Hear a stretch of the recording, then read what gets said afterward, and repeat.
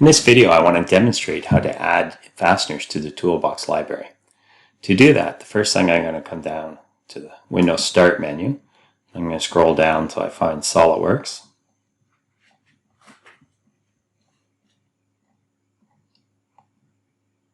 Try not to go past it.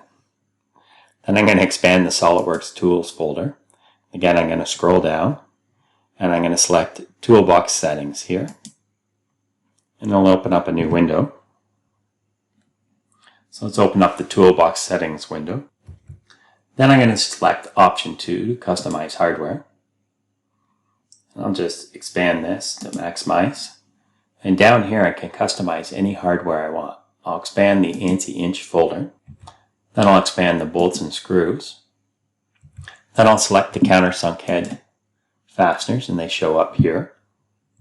And then to add another fastener to this, I'm going to come over here to the tree and I'm going to right click on countersunk head and I'm going to tell it to add a new file. Next, I'm going to browse to where I downloaded the training files. Open up that folder. I'll expand the exercise files and I'll go to chapter 16. Expand that.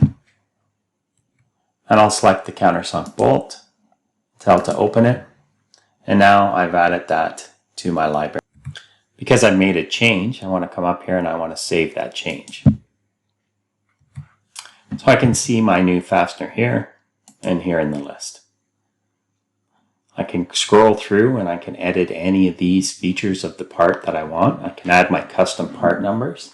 I can add descriptions and comments.